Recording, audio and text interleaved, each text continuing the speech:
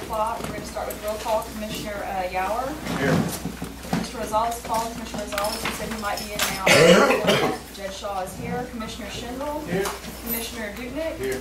Carol Speaks with the County Clerk's Office. Here. Please stand and join us in opening prayer. Stand for the pledge. Heavenly Father, we thank you for our blessings today. We thank you for the freedom we enjoy in this country, this state, this county. We thank you for the freedom we have to pray at our public meetings. We ask that you be with us today as we make decisions for the county and guide us to make the best decisions. In Jesus' name we pray. Amen. I pledge allegiance to the flag of the United States of America and to the republic for which it stands, one nation, under God, indivisible, with liberty and justice for all. Next item on the agenda is citizens to be heard. Okay, I have several. Karen Obiella. Karen, are you going to talk about your item? No, not now.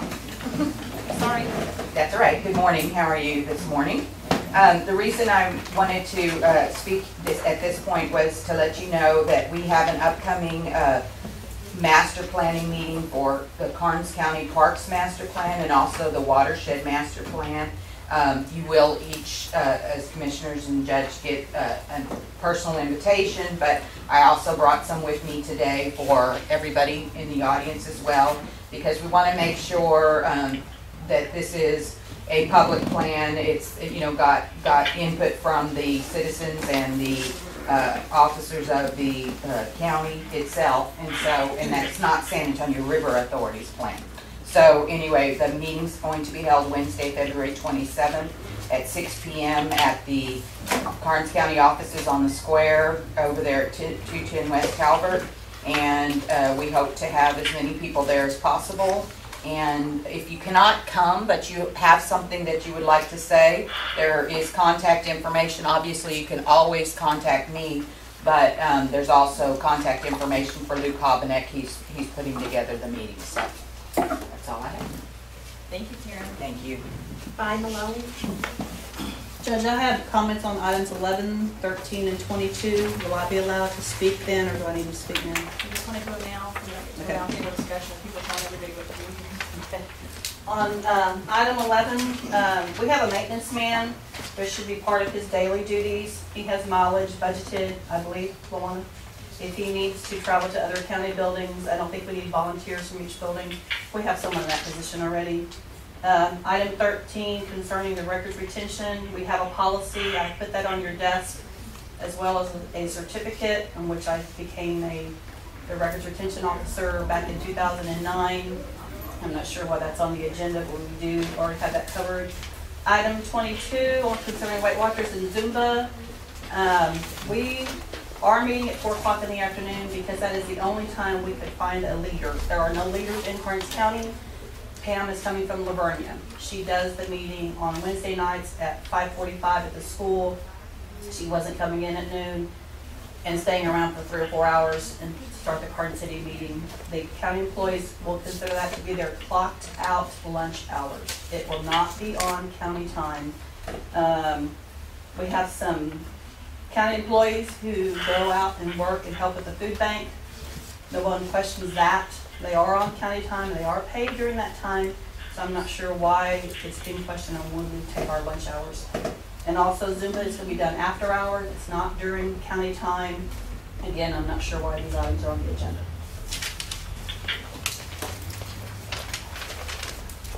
Mr. Hancock.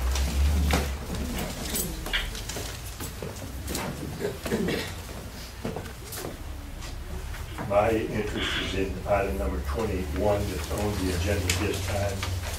I am speaking in favor of the copy machine that's going in the multi-purpose room on 210 West Calvert. It's, in my opinion, would be beneficial to those who attend court. We could assist the county clerk in getting copies made in the courtroom that would be beneficial to those who are accused of crimes who have business in the courtroom. We can get them in and out a lot faster if we have that piece of equipment inside the courtroom itself.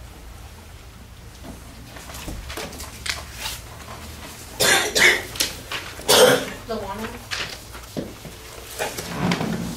I'm also like Vi. I have items that concern the budget. 19, 20, 21, 2. Speak up a little bit, please. She can't. Do you want me to discuss them now, or do you want to discuss them at the time since they concern the budget? Now. I don't think that's right, but my time should be limited because I am the county budget overseer based on the local government code.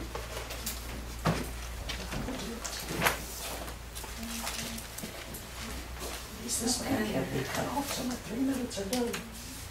Local government code 112.006, section B, gives the county auditor shall see to the strict enforcement of the law governing county finances. 113.064 and 065. It says the approval of claims by county auditor in a county that has the office of the county auditor. Each claim, bill, and account against the county must be filed in sufficient time for the auditor to examine and approve it before the meeting of the Commissioners Court. It has to be examined and approved by the county auditor. There's items on the agenda to amend the budget. And if you look at section 111.010, which I gave you a copy of, it says the Commissioners Court may authorize an emergency expenditure as an amendment to the original budget only in a case of grave public necessity to meet an unusual and unforeseen condition that could not have been included in the original budget through the use of reasonably diligent thought and attention. All these items that are listed on today's agenda for amendment, are they of a convenience or are they of an emergency of an unforeseen situation? I understand a copier may be a convenience, but again, we are in a budget year. It can wait until the next budget year and be included in the budget. The same thing applies to the equipment request for the county attorney's office. My office did an inventory on January 2nd, and there are computers in that office. The most recently purchased one was in July of 2012. As far as the scanners, I know the county clerk's office has scanners that could be utilized. Again, this is a position that is one in the middle of the budget year. Mr. Hancock came in January. He has equipment to operate with. It could be delayed until the next budget year. It does not qualify as emergency expenditures. And as far as the budget amendment for the county attorney's requests, current budget has $1,500 in the computer expense line item. In this bill cycle, we're paying $2,350 for the software maintenance with Hill Country Software for that office. So his budget's already in the red, $850. So the amendment would not just be $5,117 or whatever the actual number is. But again, I stress the importance of declaring whether it's an emergency or a convenience does not need to be and does not qualify as a budget amendment at this time.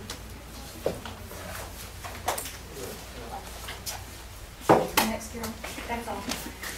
Okay, and number 6 on the agenda is to discuss approve, disapprove parking with the San Antonio River Authority to hold a waste collection event for the collection of household hazardous waste, used tires, used electronics, and pharmaceuticals for the benefits of Karnes County residents by funding up to $5,000 of the total cost of the event, and by authorizing personnel support from the Karnes County Road and Bridge Department for manning of the tire collection portion of the event. It's tentatively scheduled for May 4th, 2013. Good morning again. Thank y'all for having me.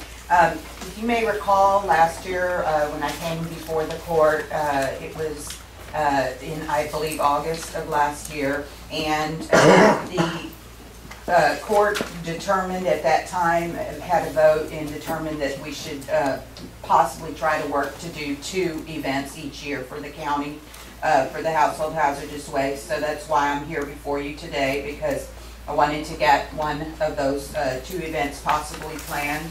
And then the county, I don't know how much you budgeted for it. You were going to talk about it at budget time, and I apologize, I never followed up to see how much was budgeted to do that second one.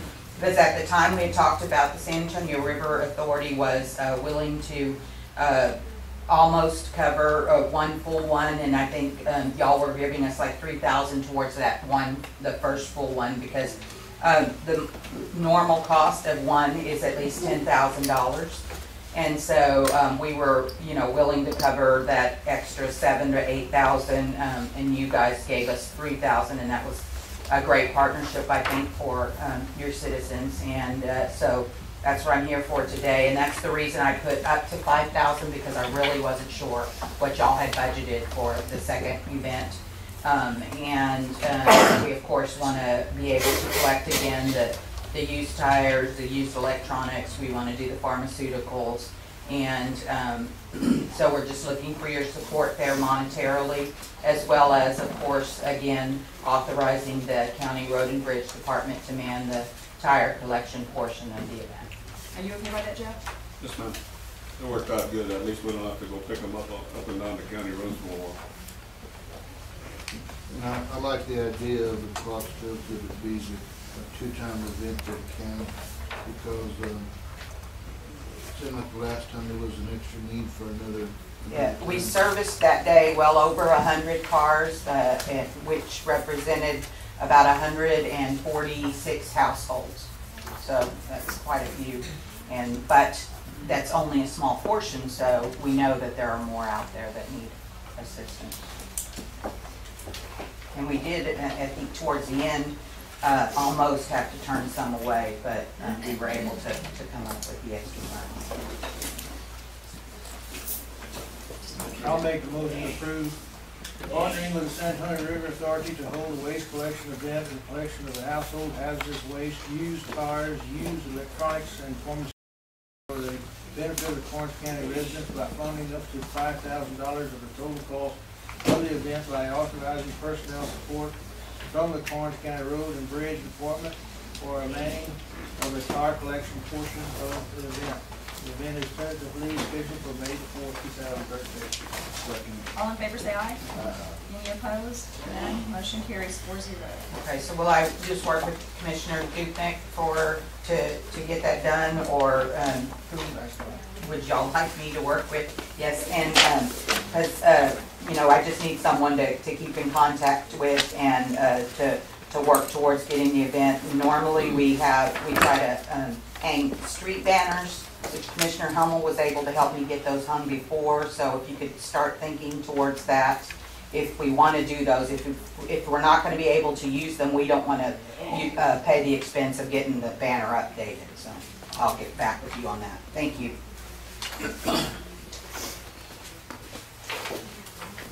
Numbers 7, 8, 9, and 10. Let's skip just for a second. See if James has time to come in. Let's go to number 11. Discuss, approve, disapprove selection of volunteer building monitors to report maintenance, other issues for each county building, and that's Commissioner Dupnick. Evidently, people must have slept since then, but I put this on the agenda for 2 reasons. One, when I walk through these buildings, there seems to be nobody doing the actual, to me, cleaning like it should be, or maintenance issues being taken care of like they should be. You may have bulbs out, you may have something else going on, and so, but nobody's following up on who's supposed to. I understand the commissioners are responsible for the building, but in my time, I've found that there's one person that somebody reports to that's a spokesman for the building, can turn around and everybody goes that person with a work order or something, and that thing's forwarded further up the chain so we get stuff fixed. Is the way we need to do. I talked with Carol one day, and we were talking about the new annex building, and it was just some ideas I we talked about, and I thought it was a good thing, was to have a person kind of responsible for a building. That would be the one person everybody would go to, talk to about trying to take care of stuff. I know we can find time to do different things, but for these county buildings, there needs, to me, I think we need to look at like a building manager of some sort for each building that they would go to, maybe allow them to report to the commissioners and then turn around and maybe let them have a list of vendors we could contact to take care of certain building issues. That's just, I threw that out there for conversation, for discussion. Well, I think maintenance is a shared responsibility between all of us, and a lot of times things are out and we don't know it, so it might be a good idea.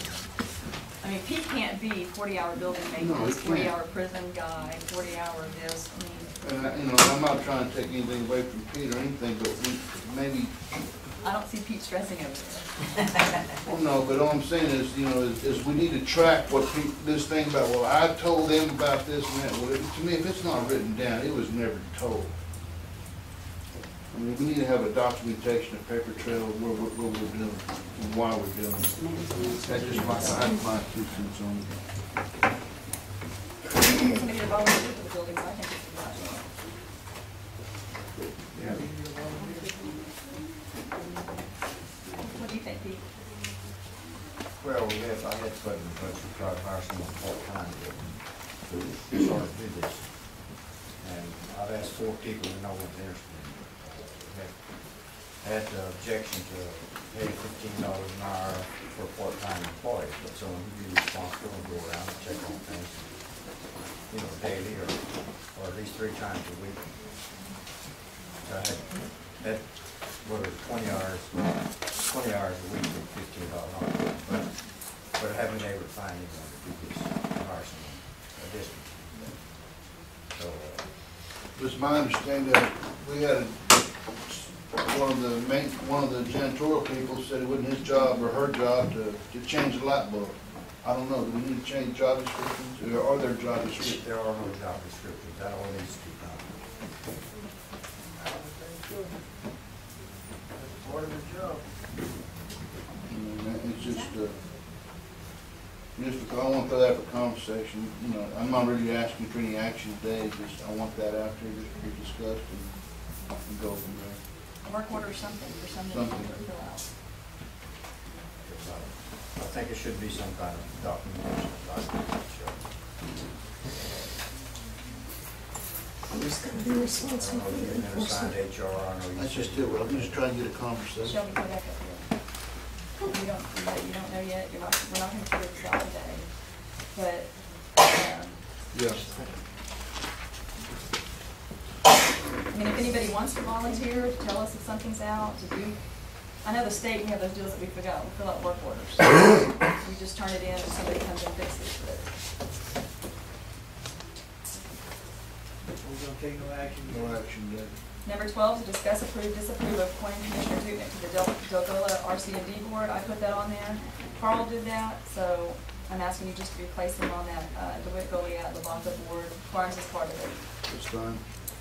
I just need a motion. I make a motion we appoint Shelby Dutnick for the Delgado RC&D board. I second it. All in favor say aye. Any opposed? None. Motion carries 4-0. Next on the agenda is discussion explanation of Karnes County Records Retention Program, and that's Commissioner Dutnick. Okay. I put this on the agenda again. I spoke with Vi about this yesterday, but I guess I slept since then, so maybe I need to re-emphasize. My concern was that with the old courthouse, when you start vacating something, there might be records over there that conveniently destroyed by one reason or another and not actually maybe filed correctly. And then I didn't know if there was a retention officer or who the retention officer was for the county. I didn't know. I want to know the county policy on how they, how things are how they properly are destroyed after time, or what the period of time was. Vice yesterday told me that she was the record retention person, and that she was taking care of everything. But I really didn't, I still had questions before I talked to her. That was one of my main concerns, was who actually is a record retention person. So she told me she has a certificate. I don't know if it's how current it is or if it's even up to date, or is there any additional training that we may have to give her, provide her to maintain her certification. I don't know how much about it, but she provided the stuff this morning. So now I know that. But my main concern was that there was stuff in the, maybe in the other historical preservation thing of records, and make sure that we were on track for that. That's all I got on that. As we went through there the other day, the architects, Mark Cowan, the Historical Commission, mentioned that all the records have to be gotten out of there, and we sent an email followed up on it. And I think that's been distributed for you. I need to get y'all that email. I'll get y'all that email in a second. And, but anyway, whatever is not essential to be saved, I think should be shredded. I foresee if that's cleaned out for what we can sell, and whatever else is in there goes into a dumpster. We need to get a dumpster and set out there and put everything else into it. We've got to shred the paper, whatever we have to do that. But I guess my concern about that was, being that's a historical building now, are those records allowed to be just shredded, or do we need to preserve them because they are part of in that building at this time? Well, that has sort of been left up to each department when they moved out of the building to take whatever was necessary to be saved. And I assumed that they took whatever they thought was deemed necessary to be saved. I don't know. But that's. There's some kind of website that they sent in that email about the Library of Education or the Library. Texas State Library and Archives. Yeah. Well, there's a policy that's got to be followed, how. And as far as my records, the rest that were left there, they were supposed to be moved over to the Special Projects Building. Supposed to be moved. As long as we're following the procedure or whatever that's set forth in place, we're okay. It's just that Mr. Cowan, I guess, he came through with the Historical Commission and he had concerns because the email's real long, and I'll get y'all a copy of that before you leave. That was my concern, what's in that building. The next one is discussion and, that was his explanation. Number 14 is discussion and possible action in regard to Karnes County subdivision policies, ordinances, and that's Commissioner Dudley. Okay, with all the activity going on within Karnes County, I'd like for us to start a discussion on subdivision policies or subdivision ordinances within the county. Wilson County has a set of subdivision ordinances. Other counties have written deals, but you know, right now we've got probably 52, 55 that I'm aware of travel trailer parks in Karnes County, in the county. And some have 32, some have more than that. You have man camps and everything else. And technically, you almost have another little cities all the way around the county. And I kind of feel that some of these travel trailer parks are maybe permitted for, say, 15, 20 spaces, but they may have 40 spaces. And I don't know if there's any way to enforce some of this, but then again, if there's any type of construction, these companies are coming in, putting in these their little offices down certain county roads, to me, that's another issue. Or they create a housing development out there. Pretty soon we're going to be required to provide services as well as the roads to that area. I provided Mr. Hancock with a copy of Wilson County's website. I printed it out, and several counties in our area, or not within our area, Wilson, DeWitt. I think DeWitt's got a little bit of something, but Wilson is the most detailed. They cover everything from roads with illustrations and how they only want you to build the roads, the width of the roads, the type of base to use. They're very specific on what they do. And I think the county way it's changing, we need to start looking at possibly creating either get a committee of citizens to look at what they want to see in their counties as their, or we do it as a court. But I think before we get behind the curve, we need to get some type of subdivision policies or ordinances in place. Or you want to get with Herb and work on that? Yeah. And then, do you want to try to develop a committee? Is that what you're asking today? Well, Maybe it's, I'm just asking for some input. I mean, I'm thinking that might be the way to go, and then again, with Wilson County, we maybe look at Wilson County and modify it to meet ours. I just want to get with her first, and we'll go from there. so you want to take no action and get No with action, Herb? I just want to get that conversation started. Okay. Number 15 is discuss, approve, disapprove the purchase of a life pack 12 by pacing AED SP02 12LD NIB PCO2 refurbished for EMS. Total purchase is $91.89, and that's Shelby. EMS is looking at trying to purchase a Life Pack 12. It's a 12 lead EKG machine, which actually Johnny. What it is, it's a heart monitor with an aid defibrillator as well, but it reads differently, and it pretty much gives you it interprets what the rhythm of the heart is. It's a used Life Pack, and there is a need for it currently in the state. Eventually, it's going to be making everybody go to these Life Pack 12s, at least 12 lead EKGs. The budget currently has $4,500 in it for equipment, so it would require amending. We have to put it back on there. You know what? We can approve it today and then amend next meeting. That way we're not just adding the items. Okay. And so how much? It's $4,500 less $91.89. We can approve it. And don't buy it, Shelby. No, I ain't buying that. Don't buy it until we amend. I made myself a note right I'll here make to a amend motion to it. approve purchase of the Life Pack 12 by pacing AED SPO2 12LD NIB CO2 refurbishing for EMS. Total purchase is $91.89 to be back on the agenda to amend after the 45. You have $46.89 to amend. Okay. I'll second. All in favor, say aye. Aye. Number 16 is discuss, approve, disapprove declaring cast iron radiators and doors from the inside of the courthouse on the first and second floor to be surplus or excessive as sold at the March 9, 2013 auction, and that's Pete. Okay, as we went through the courthouse the other day with the architect and GHC and the local, William Taylor was representing the local historical commission. They said that they want only one more of the cast iron radiators in it. They have 5 or 6 of them set aside already. And there are only 2 doors. I see 4 on the top floor and 3rd floor, so I did not put 3rd floor on there, so we'll be sure not to get a historical door. But anyway, so they said that all the doors on the bottom floor were not historical, and they don't want only 1 radiator left. So the rest of them are all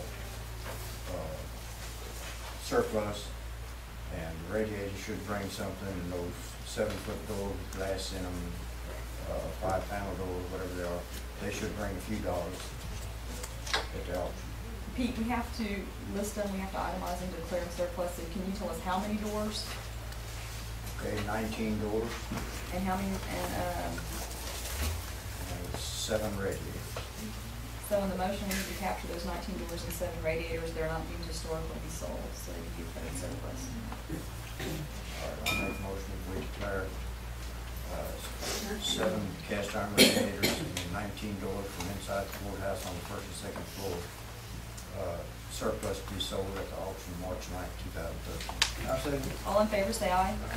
Any opposed? None. Motion carries 4-0. Jeff, I want to skip you on number 17 and go back when you do your report, so you'll just do it all at once, okay? That'll be fine.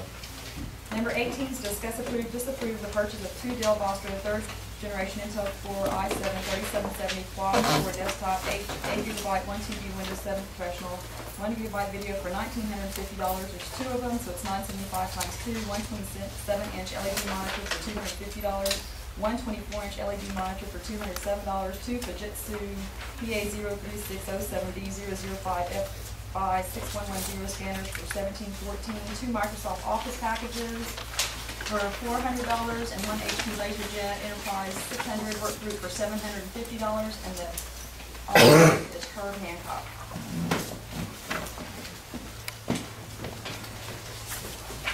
The request is to replace the computer that Mr. Busman was using and the computer that is used in the hot check section.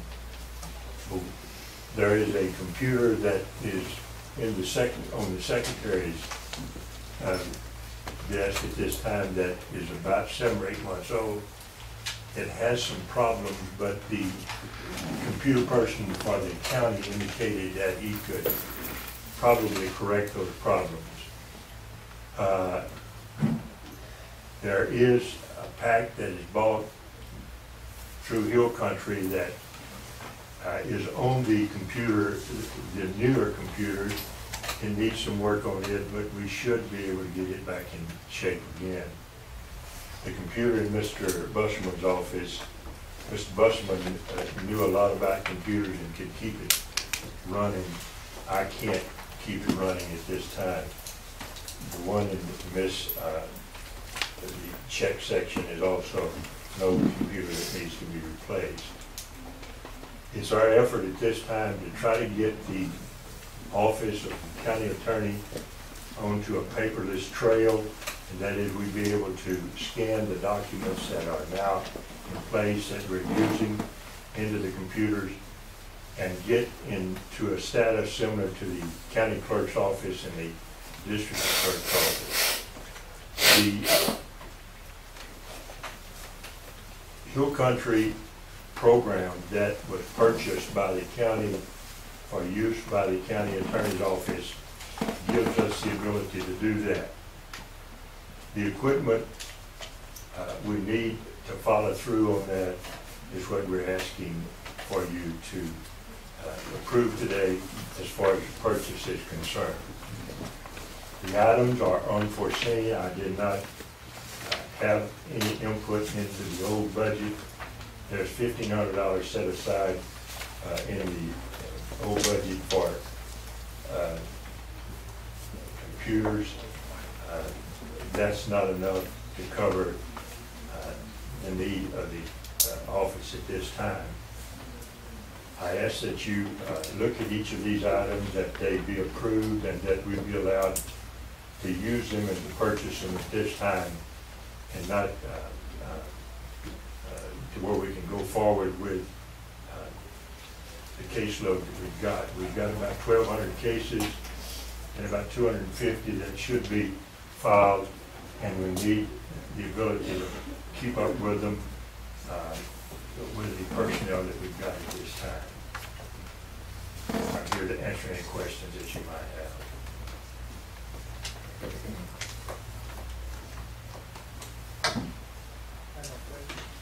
Sound like you need new equipment. Some stuff there obsolete. And I think part of that statute says, Mr. Hancock, reasonable, diligent, thought, and education. And I'm sure we've talked with Ross before. We've amended things numerous times since I've been here for a lot more than this.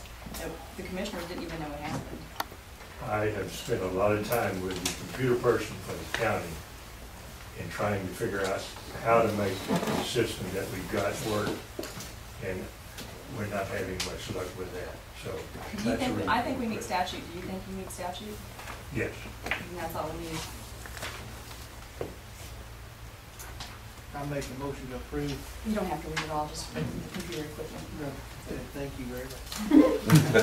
Approve all the computer equipment for the county attorney's office. I'll second. All in favor say aye. Aye. Any opposed?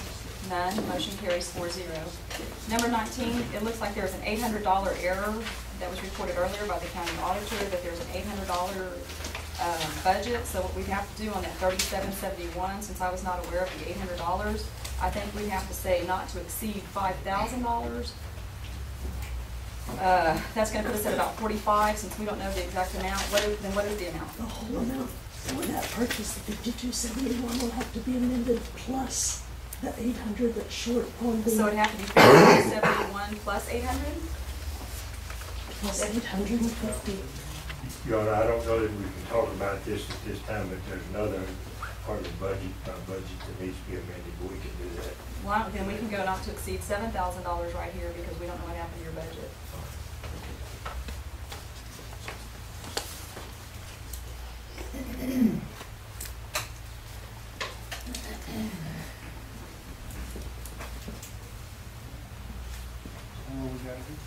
We have to discuss, approve, disapprove amending the budget in amount not to exceed $7,000 or as needed for the purchase of the computer equipment listed in item 18.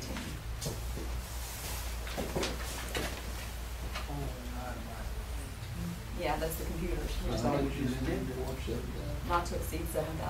There appears to be some budget issues there. We didn't just do that. No, now we have to amend the budget to do it. We approved the purchase, now we have to amend the budget. I'll make a motion to approve amending the budget to not exceed $7,000 for all the computer equipment. Thank you. All in favor say aye. Aye. Any opposed? None. Motion carries 4-0. Number 19 on the agenda is to discuss, approve, disapprove the purchase of the copy machine for the multi-purpose courtroom located at 210 West Calvert, Karnes City, Texas. I put that on there. One of the bills that we have is we're in court, we're doing lots and lots of cases. And we're having people just sit there with children or whatever after they're done. There's no reason to have people just sitting there or doing whatever. It's not a matter of convenience, it's another one of those education and due diligence things. I didn't know we were going to be over there having court all this time or doing whatever, and it would just ease the stopping all the triplicates, the whatever, if we were just able to make copies and hand them to people and let them leave and go about their business. So how do we do that now? Huh? How do we do that now? Well, we have 2 people in there from the county clerk's office. Sometimes there's 3 in there, and they're stamping, going in between, back and forth, making copies.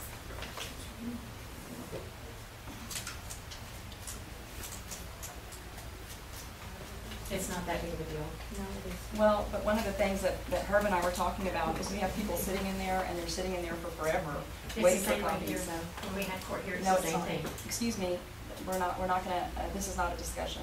Mr. Hancock and I were talking about this. We're trying to go paperless and not do all these copies that we have, triplicates and all these expensive forms that we're using.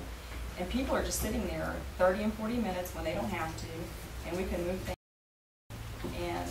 And in every courtroom I've ever been in, Mr. Hancock and I also discussed this, either in the hall or in that courtroom, there's a copy machine. The acoustics are awful in the courtroom. There's nothing but silence though. So I'm asking just to be able to ease it and just move the process along for a copy machine.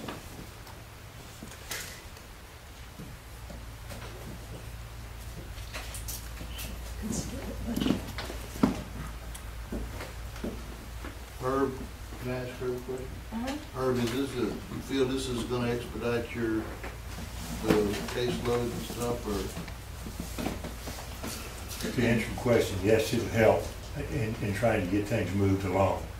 The county clerk's office is doing a good job.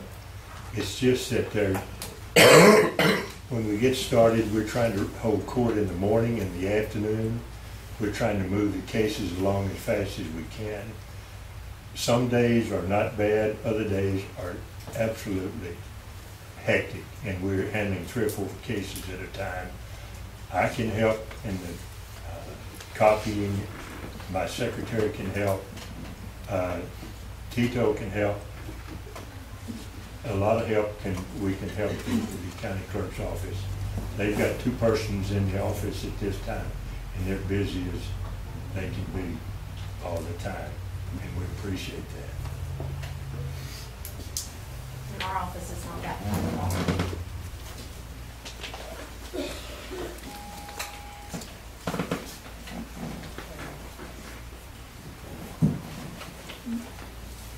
What do you think, Mr. Yar? So, Carol, you're saying it's not inconveniencing your office? No more so than when we had court here, that's correct. Yesterday, I had to walk twice to my office to make copies. It's not an inconvenience. It's not an inconvenience for district court when they have it, nor for the JPs when they have it. But usually Miss Luna cooks my court, and when I asked her about the copy machine, if it would help, she said it would be a big, tremendous help. She said it would be nice, And so, but it's not necessary. But I think it would ease the process of court, and I'm the one that has to run the courtroom, and that's why I'm asking for it. If we're trying to go paperless, why do we need a copyright? I don't want the triplicates, like, all these, we have a bunch, too many people are writing on all these documents that we hand out. This is another issue that Mr. Hancock and I are finding. People are writing things that shouldn't be on things and doing things, and if you have one original, you're not gonna have these issues. And then that person leaving needs that copy. But I'm asking for it because I think it's gonna ease the process. It won't change the process, Martha. 5, 6 a month that you're setting up county court. There's a lot more activity than I had.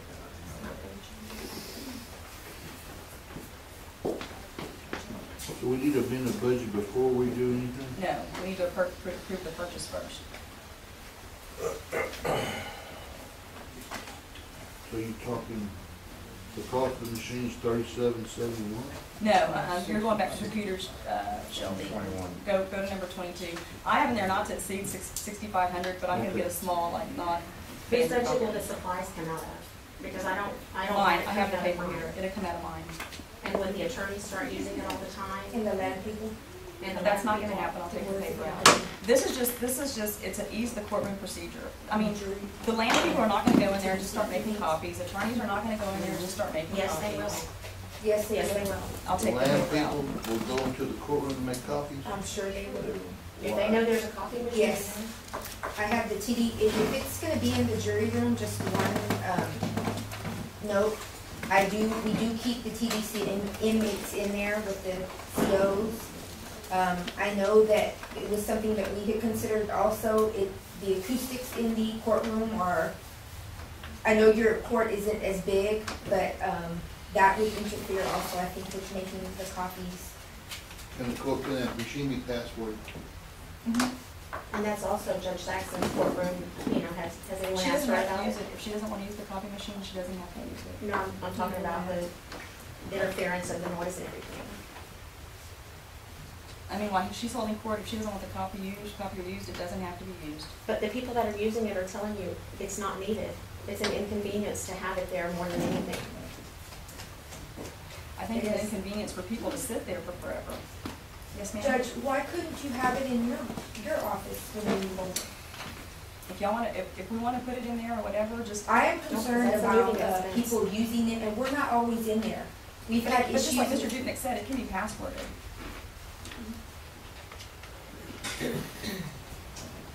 Not just that, you can, wherever you put it in that room, you can lock that jury room up, because I feel you could lock And it who up. would have the keys to that when I need to have it, used? The DA's office, that's where they meet. The sheriff's office, people meet there. If it's just sitting in the corner, nobody's using it, Mr. Dudnick, and we password it, nobody that doesn't wanna use it doesn't have to use it, so. But it's just not needed.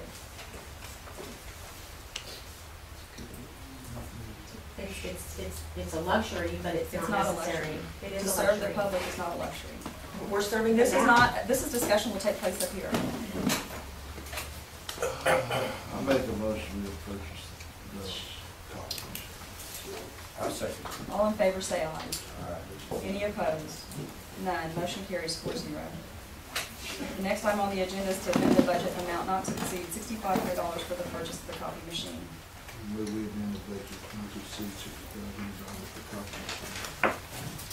I'll second it. All in favor, say aye. Any opposed? None. Motion carries 4-0. Number 22 is discussion and possible action regarding scheduling of Weight Watchers at work and Zoom exercise for Karnes County employees and Commissioner Dudnick. Again, I talked with Vi the other day, Oh, here. and my deal was, I was reading one of these county magazines, and I found out the county. Shelby sent me this. I didn't have time to wait. Laurel County and other counties are doing this Weight Watcher thing, but they also work with the Extension Service that is their leader. Also, there was a flyer vibe that I gave you about the reduction of the cost, and because I don't know, and my question to her was too, are we a part of the tax health employee rehabilitation program, or what do they call it, HERBP, or I don't know what they do. Anyway, and I asked about that because I was looking at saving, it was like if you did it for a while, you had a reduction in the cost. And I was looking at that, and then my concern too was, about the noon hour. It's because I find it, I kind of thought, well, if we're going to do from 4 to 5, are there any offices that are going to shut down? She says the only office probably would shut down would be hers. And so that was a concern of mine because, again, I want us to be able to provide county services to people. Another question I had was, why was it, at 4 to 5 and not from noon to 1 on the lunch hour? Some counties have stated that that's when they do their thing, they do it during their lunch hour. And she told me, well, as she says here, because there was no leader. Maybe we should try to find a different leader that can lead it from noon to 1. I don't know. But that was my comments about that. And I was just trying to give her that information. And then again, I wasn't worried so much about the Zumba because the Zumba is going to be, I guess, in this building. This is not really a county building. You might say it belongs to the juvenile probation. It belongs to us, Shelby. The TDC donated it to us, the county. Okay. Well, anyway, I guess they control this building. But that was my thing about that. Also, that I was wondering, I asked her too, I don't want this to turn into if it's just for employees only, and are we going to have to be getting, she said there might be 2 people from the outside to come in to make up their members. So, I didn't want this thing getting out of hand. Also, if you have Zumba, is it going to be open to the public? Is this going to be a charge thing? What are we going to do here? So I just was wanting to, I talked with her yesterday, I got the answers I needed. And, but my main concern was it going to be during lunchtime or not? I have a question, Shelby. You said you might have to pull 2 members from outside or in the public or whatever. That's what everybody On the told me. Weight Watchers. But we're not gonna, how can we limit who those people are? How can we pick and choose 2 non-county employee people? That will cause large issues. Because then you're allowing some just citizens and some not citizens. So who are you being fair to and not being fair to? But my thing was, again, did we check with the extension service? I know Jenny used to do one. When she was here, Jenny had a Get Fit program, but I don't. And then again, there was comment with some said, well, if you're gonna go to Weight Watchers at 4 to 5, then we don't have the county does not have a set time when they go to lunch. Nobody has a set time that I'm aware of when they go to lunch. They just pick and choose when they go. But I know from in the morning to 4 o'clock or 3:30, whenever they would go, it's a long time to go without eating. Then again, I don't know. I'm sure they'll snack during the day. But my issue was about the time, and I provided her a copy of the cost reduction thing, and I spoke with her yesterday. That's all I got on. Do you have any questions, Casey?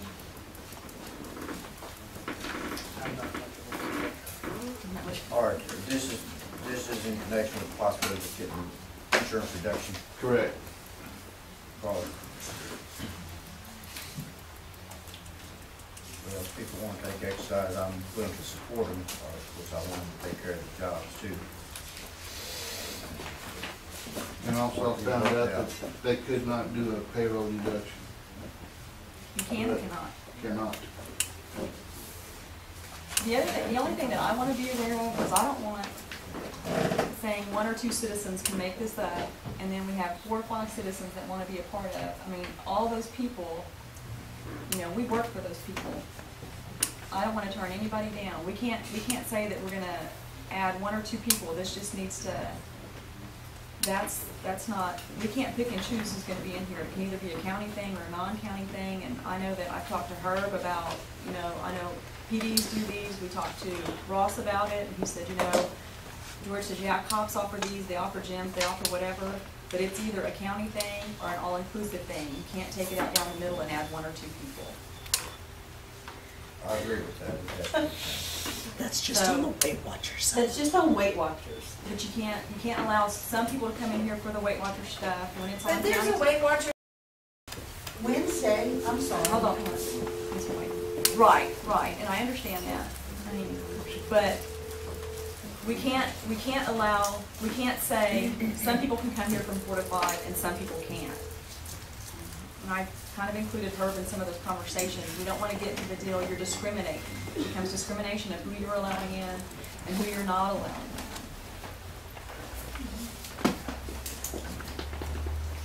in. So it's either, I mean, people have these vitality programs, yes, they have this stuff, but we can't pick and choose who we're going to allow in. It's got to be a county thing or an all-inclusive thing. Is that our understanding, Mr. Hancock? What did I call you, Mr. Hancock? Mr. Hancock. But we can't let some and not others. We can't let some citizens in. I mean, everybody's got to be treated equally and fairly. You can't discriminate. I'm not gonna volunteer to join you, Tracy.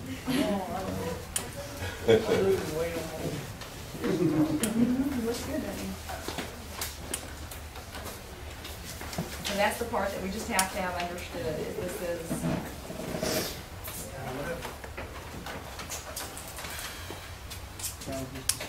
Discussion. yeah, well, I guess where it says possible action, we want to reinforce this thing that it either has to be all county employees or all inclusive in the action. We are not going to be able to discriminate. That's the part we've got to get through. That will open a large can of worms. We cannot discriminate against people. So I'm gonna be just, limited to county employees only. Is that your action? That's my action. And you're gonna, and they can use their lunch hour whenever given, and it's not gonna be at county expense. Not county expense. Okay. All in favor, say aye. Any opposed? None. Motion carries 4-0. Is Ms. Janusek here? One of her people? Tax collector, number 23. She's in class in Sydney this week. The month ending January 31st, 2013, the county collected $6,412,708.07. Current percentage of the current roll collected is 79.5842. The delinquent taxes to date for this fiscal year is $36,298.91. The percentage of the delinquent is 18.2134. The total tax outstanding is $1,808,057.20. The road and bridge special total taxes collected through January 31st, $1,537,118.39. The percentage of the current roll is 79.6274. Total delinquent taxes collected as of January 31st, $4,166.64. Percentage of the delinquent roll, 22.3524. And the rural fire, total taxes collected, $802,862.66 as of January 31st. The current percentage is 79.634. The delinquent collections for rural fire as of January 31st, $2,365.57. The percentage of delinquent taxes collected, 25.084. Judge, on the delinquent taxes, we know, unpaid property taxes, they come delinquent on February 1st, according to the tax code. Now, do we have a list of those, the amount that's totally delinquent now? I know they used to keep it, I know Brenda has it. I'm wondering about the oil company. She makes a list of all those. I mean, she has. I'll get with her. She'll have printouts that she can print you out of everything. The next one is Vi. Discuss, examine, approve, disapprove the treasury report.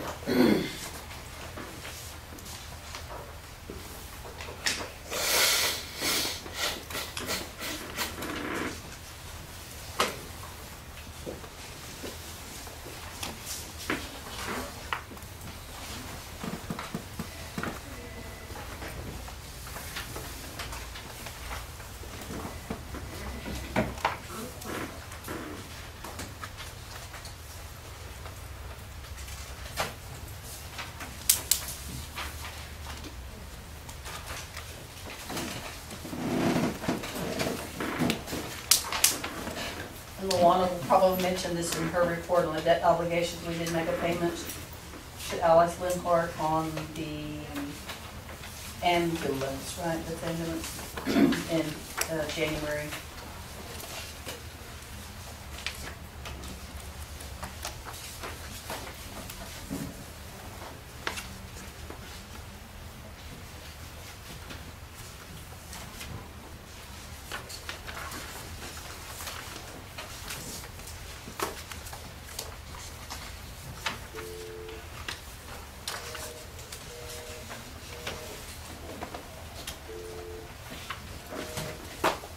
I'll make a motion to approve the treasurer's report.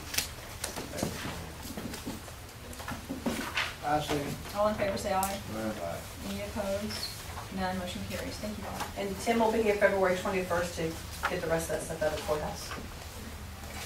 Vi, on those things that we just declared surplus, can you just add those to your list, what you just said, for your advertisement? Yes, and Luana and I have already talked about The the advertisement The 7 cast to iron skillet, I mean, the 7 cast iron radiators?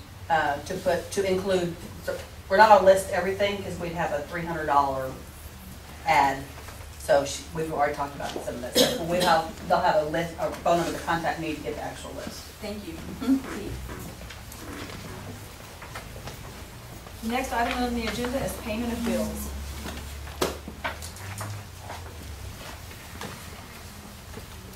All have a copy. Most everything is up to date. You look on page 7. Page 7.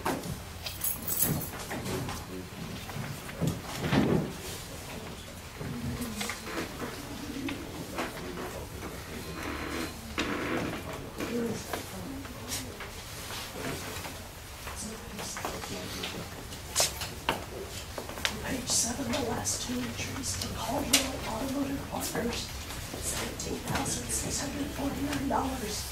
It's for 2013 Ford F-150, which was included in the budget. There's also another invoice from Caldwell Automotive, $27,944 for 2013 Chevrolet Silverado Crew Cab. That was also included in the budget. That was to be the work charge for when they go out and put up signs, etc. Tito, we don't need a conversation going on where we're having court. The total payments out of this bill cycle, $349,216.48.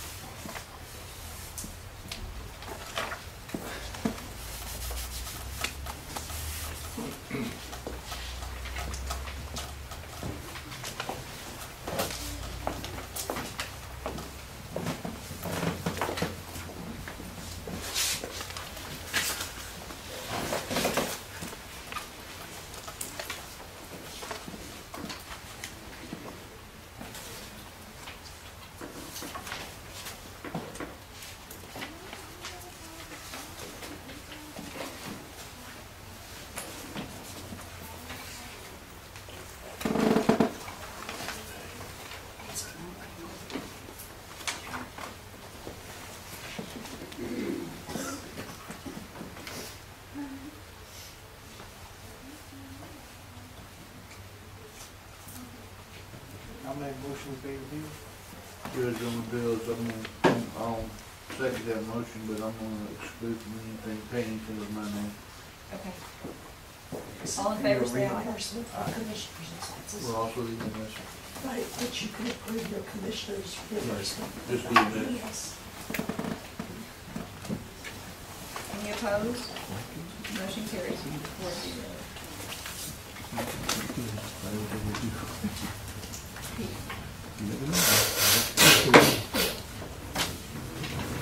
The next item on the agenda is reports of fines, fees, and money collected by the following departments: the county clerk,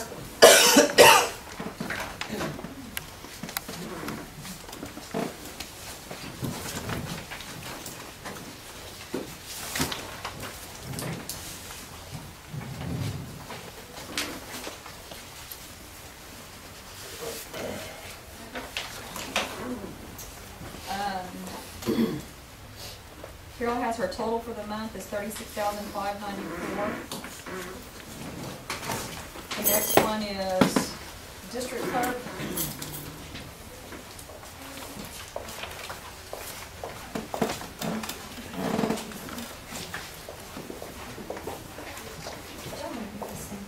No, nothing. You're not gonna issue fine.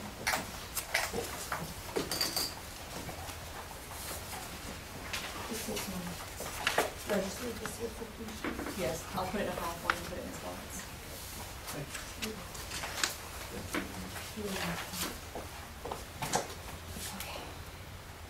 My criminal report is we collected $11,136.50. Dispersed to Atascosa County Auditor is the $5,954.93. Restitution was dispersed at $247.74, and to the county treasurer, we've got $4,907.57. Thank you, Miss. You're welcome. Now I made a copy of the rest of the year, and I'll make them all the time. You're welcome. That's my civil side. Let's see. If you confirm the page 9, that's just where the breakdown is at. If you know that. We collected $8,126 plus a $290.40 from our Attorney General. Here's the Thank you, Denise. Thank you. Next is county attorney.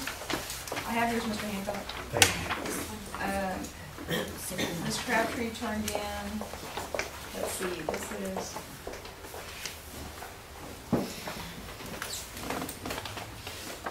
it says 2013 year-to-date collected, it says monthly $5,692.71 and year-to-date $5,692.71, so that makes sense for January. Her court costs for January that she collected were $670, and her total money collected was $6,362.71 compared to last year, a total of $4,142.93. The next one is justices of the peace, justices of the peace. Are they all supposed to submit a report every month? By statute, yes. The Gage is the only one that submits one? I don't have anybody's today. I mean, but normally she's the only one that submits one, right? I only got one from last month, I only got reserved. There's nothing normal, Huh? nothing normal, it's not regular. It's Well, irregular. usually, yes, by statute, they are supposed to support it. I mean, that's something that the auditors bring up every year. They've been irregular. Yeah, they've always been irregular. We got them all in December, I think. Got okay in December. But if you're asking me if they're supposed to, yes, statute requires a monthly report.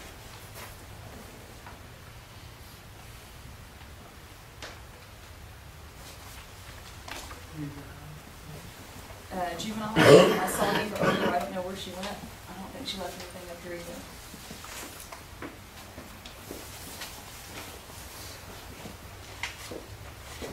This is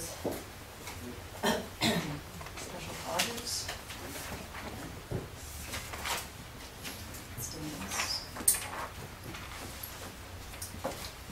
I don't see juveniles. Do y'all see one from juvenile? I And they come and they'll scatter their stuff on our desk right out, and I don't know, I gotta look at them. I don't see anything from juvenile. And special projects, she's here. I have her. Okay, on developments, we had 37 developments, collected a total of $1,325. On septic, we had 15 permits, for a total of $7,050. Thank you, Helen. And that's it. Okay, then we're going to, I'm still trying to give James time to see if he can get here before we go backwards. We're on number 27. Report from Road and Bridge, it's Jeff. You know what, Jeff? Let's do number 20, let's go back to number, you can start with number 17, and then we'll go to number 27 where you can move into your report so make it flow. If Judge, I'll give you a copy of the road bond, broke down to per road what it's gonna cost and everything. I don't know if you, I can get this, ask for your copy. I added it to the agenda as an exhibit. Oh, okay. That's the road bond explained in full. Yes, ma'am. We're gonna try to get started with that project here, next couple of weeks. We're gonna try to start running a bond, I'm gonna try to split and have 2 crews working. We're getting a few more people and we're gonna try to exceed and try to do a little more than what we can. I got, Mr. Leeska's gonna do some concrete work for us on some bridges and stuff that, the big culvert pipes for the water poured over on that. Went out and talked to them on that. I got that in my budget. But what we did, we went out and asked, called all the locals around and asked for bids and stuff, and we're going to work off of that and try to keep everything honest on that deal. Okay, on this road bond stuff,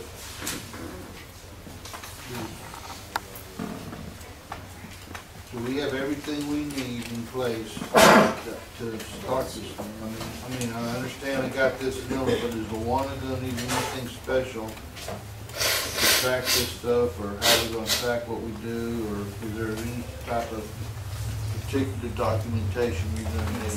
I'm asking you, yes. God bless you. They've already started spending the bond money, and a resolution for reimbursement was passed, which I'm guessing will continue with current expenditures. For some, overhead lights on the invoice if it's from the road bond, and what county road it applies to, so it can be tracked. It does need to be made note that this is the amended bond plan for expenditures, because we did submit one earlier, back budget time, I think, when we did the resolution that allowed for the expenditures to be reimbursed. Was there a certain procedure you need to follow, you want them to follow to do this? There's some of them I have in place. Okay. We get all the tickets and everything, and the equipment, we're gonna have all that on file. I know Jeff just told me that he had changed some stuff on here and he wanted it updated and known to the public, and the only way I could do that was adding it to the agenda. Yeah. Now we can go to number 27, back to your road and bridge report. Okay, I'm gonna give y'all a piece of this yet, but I'm gonna give y'all a copy. This is on County Road 329. It goes to the Sacred Heart Cemetery here in Kennedy, and they are, Townsend is moving in there. They're gonna run on that cemetery road there, which is not much of a road, but they are gonna come in there, and this is by the way, this is a Can you hand this to Mr. Hancock? I have an extra one right here. Okay. And this is the kind of contract that we drew up with Townsend and stuff, and we're gonna take them. That road's gonna get rebuilt. They're gonna replace the cattle guard down that road, base it. We're gonna work with them to replace any pipes that we need to replace. And then after they get through with the frac job and everything on that road, they're gonna put 2.5 inches of hot mix on that road, 24 foot wide. So that'll be an improvement for that cemetery road down there. It goes to the it curves right off the highway there off of 72, and then when it makes the second curve, that's where they're going straight in. And in the future, if they go in farther towards the cemetery and stuff, we'll be doing the same thing with them, and they agreed to that. And I don't know if they'll go in and do any more drilling or exploration back in that area, but we're gonna hold them responsible for that road and stuff. But they've been working with us real good on everything so far. Can I ask you a question on this? Yes, ma'am. When are they supposed to start on this? Most probably within a couple of weeks, they're gonna try. Can we bring this back through Commissioner's Court? Can we give Mr. Hancock time to review it? Yeah. And then execute it through Commissioner's Court? Yes, we can. Will Yes, that we can, work? where we can put it on file. Yes, Can I ma'am. put it on the next agenda? Yes, that'll be fine. I'll make myself a note. That way we'll have time to review it, and our legal people can review it, we can go through and make sure we're all on the same page before we sign something and execute it through the court. Would you be okay by that? Yes, ma'am. All right. On County Road 184, Mr. Dupnick was out there, Mr. Schindel come out, he came out and we looked at, we put out a dust surfactant on that road. And the first part that we put on did real good the first day. The second day, we didn't get enough compaction on that road, and it didn't quite hold up as good, but the first section that we put in is really holding up good. Even with the little mess of rain and everything that we had, it looks like it's gonna dry up and it's gonna hold good. It's holding the dust down and everything. And we're trying something to see if we can hold these roads down, because pavement is not gonna hold up right now with all this heavy equipment and stuff, so we're trying this dust surfactant, plus it's a soil stabilizer, and you actually can go on that road and try to stick your pocket knife in that road, it won't go in, it's that hard. We're trying some other companies, I got some other companies that are gonna bring some product in, they're gonna put it out themselves. We got one road, 390, outside of Pavellicsville, between Pavellicsville and Fall City, that goes into Wilson County. Company come in there and put some dust surfactant on that road. That is really holding up good right now. Even with the rain we had, it's holding up. We got two other companies that are gonna come in and put some dust surfactant out. And we're just trying and seeing what we can do to keep our public, where they can drive and it's safer for school buses and everything else, because some of this dust gets so bad on these roads, you can't see 20 foot in front of you. And if we can keep these roads from dusting out and blowing away, we'll be saving money. But we're kind of looking at the cost of everything. We're doing some studies on this to see what's going to happen. Got to look forward on all this to see what will work and what won't work. Can you guys look at this? We got a report from General Counsel, and Jeff, I'm gonna give you my copies because I have it all on email. Okay. If you look at the Senate bill,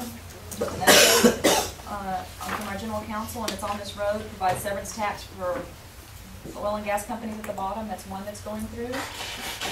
Here's your update from Steve Holzhauser's on the Eagle Ford County Coalition and what we're doing with roads. Can you pass one down to Shelby? On Friday, Judge Fowler and I did have the luxury of being able to speak before about 20 to 22 legislators. We had them here in Kennedy out at Marathon, and we made our pitch for the road and bridge money that you need, Jeffrey, and we have to give them credit. Tim Kleinschmidt was in that group, who's our representative, and Representative Darby was in that group. I'll get you the biographies of people that were there if you want to call them. If you guys want to call them. I mean, the Energy Commission, the Energy Caucus came here and we hosted them in Karnes County. So we had the representatives come to us. They came in a huge bus, and Judge Fowler and I spent a good part of the day with them Friday and tried to get asking back for our road and bridge money, making our spill, doing our thing. We ran 1 million copies before we left. So that's another thing you might want to get with anybody that wants to call these representatives can, ask questions, anything we can do to help as a court together, anything. I mean, because anybody can call them, it's not just. So anyway, Mr. Holzhauser is working on that. If you want a copy of this too, it talks about the Energy Caucus being here.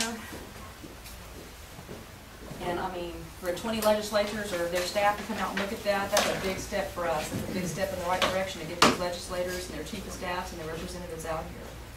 And they went to leases, they went down roads. The roads I had you working on, I don't think they made it down our specific roads that we wanted them to go down, but I mean, how could you miss the damage? That's over. How could you miss it? So just getting out to 2102, they had to see a lot. But they did that tour. What was your comment, your response? There was not a lot of response. There was more presentation on our behalf of numbers and money and asking for severance tax back, and they were very open to the fact that they know that we need this, and that's why I showed you. I got these emails late yesterday about the Senate bills coming through and about stuff coming in. Holzhauser's son was here too. Craig was here. we're hoping to get some feedback this week. Has the Zaffarini's group that caucus they formed now, have they done anything unusual? I know they're working on it. We got the reps down here. If we get the senators down here, that'd be nice. But anyway, it's all road issues. It's all your stuff.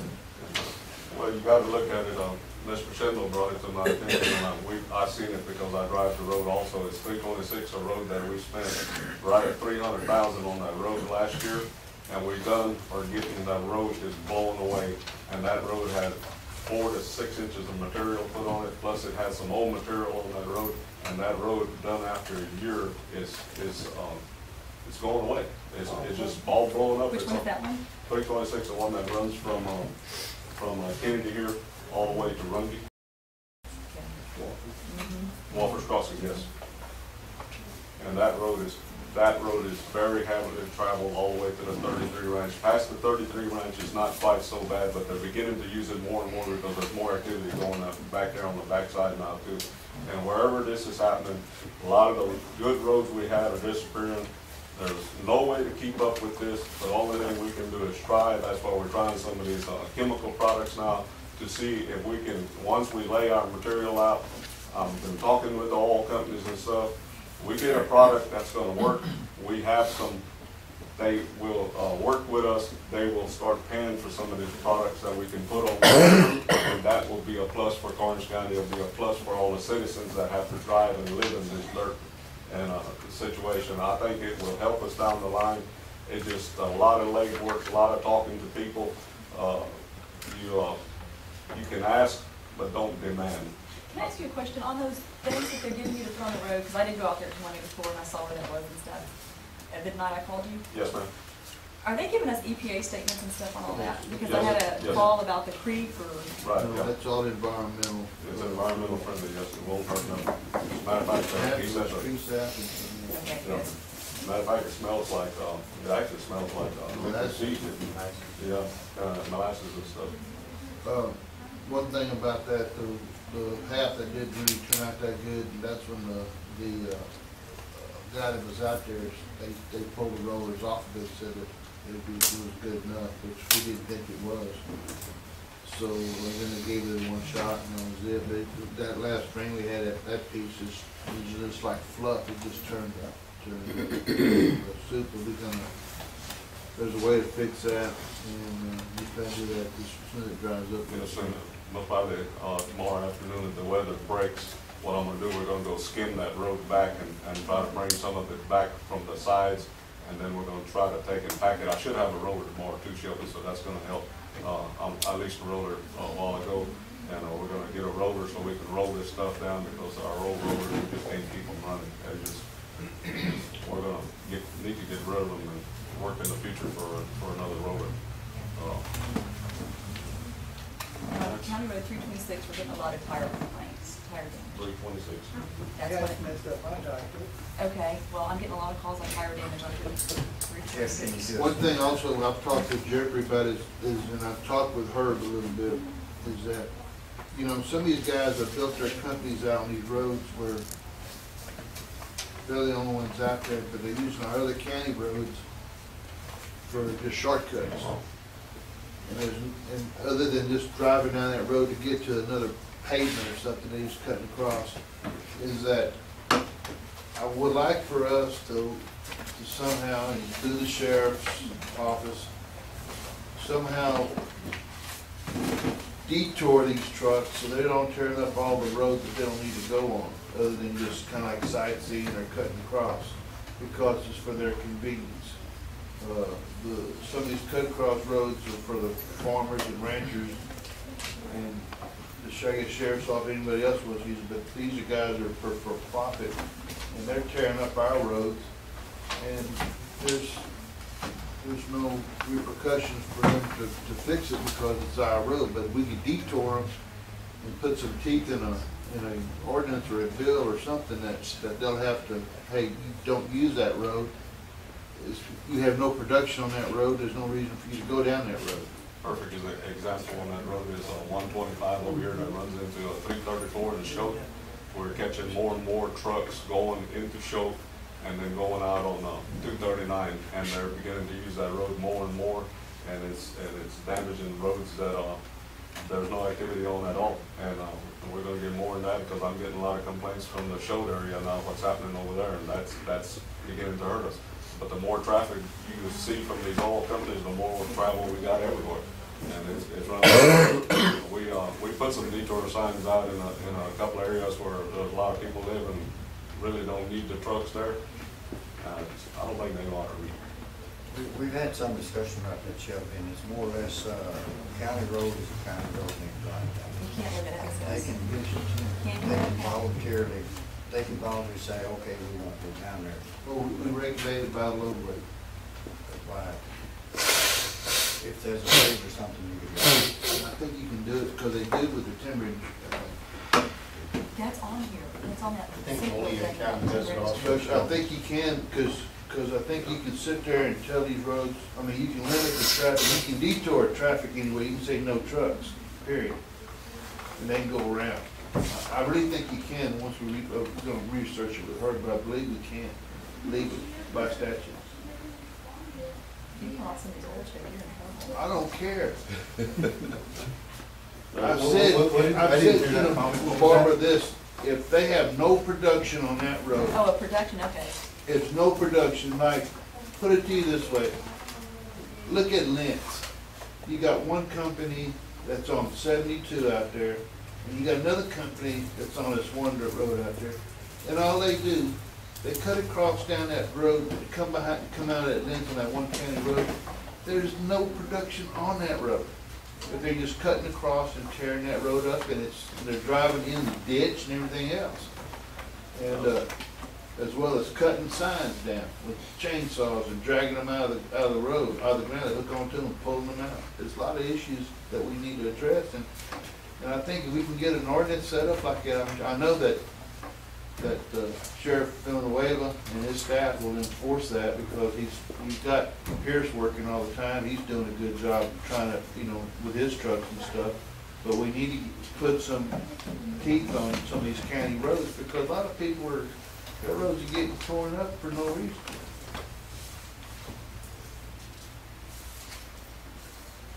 Maybe I got too high expectations. No, just get with her and figure it out. Oh, I will. And then, what else, Shelby? I'm sorry, I mean. No, that's Jeffrey. fine. No, he's right about a lot of the stuff, and we just need to find out the aspect about what can and can't we do. We may have a loophole there somewhere we can take and divert these trucks. The state does it, I know that. I know we'll. I had some oil companies tell me, if you put signs out and them trucks run there, he said, put your deputies there, and he said, fine them. So, these are contractors that are working, it's really not as much as the oil people. A lot of these are contract companies that run, and they look on their GPS where to go, and that's where they go. They go the shortest route. We got trucks running across Coonbridge, that little narrow, up there in San Solo, that little deal, there's trucks running up and down that road every day.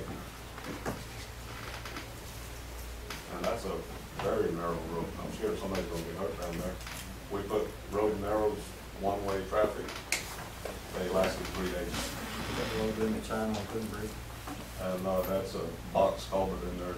It's just 4x4, that's all it is. You really don't have to have one on there. State told me we don't have to have one. Sheriff, you said you had at that bridge, there some trash. Yeah, I got some trees and stuff in the river that we need to try to pull out of there and stuff. A lot of trash. I was gonna ask Karen later on, but I don't know can you talk with Sarah, they can provide some assistance in providing an open waterway? Yeah, we can. We do have a debris removal program, so I would get it turned in and let them come out and assess it. Okay, because we got some big trees right there by the bridge and stuff, and I know the landowner up there is complaining about it, that it's gonna wipe his fences out and stuff. And, we get a little, the water comes up, it will take his fences out and stuff. I'll get with you after. Okay. And also, I've been on Jeffrey about feeding,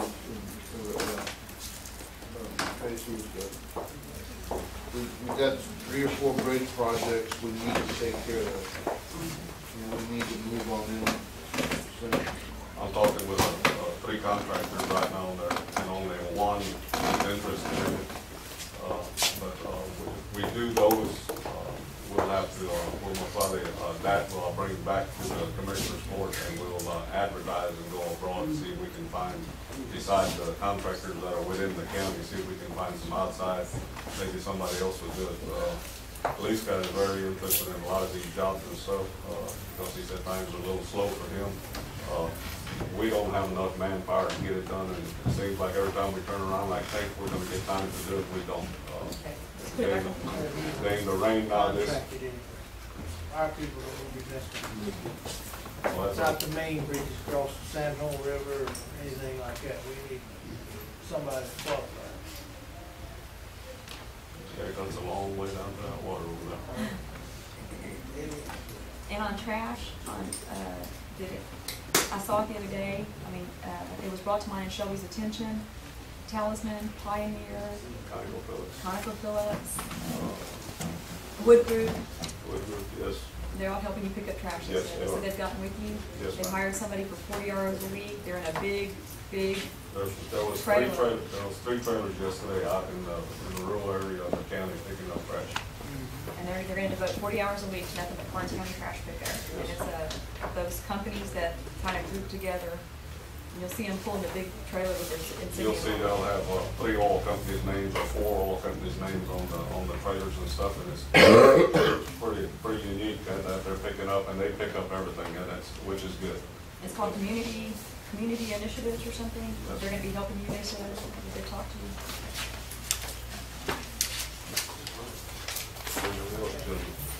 Thanks. Thank you. Thanks, Jeff. Luana, your report?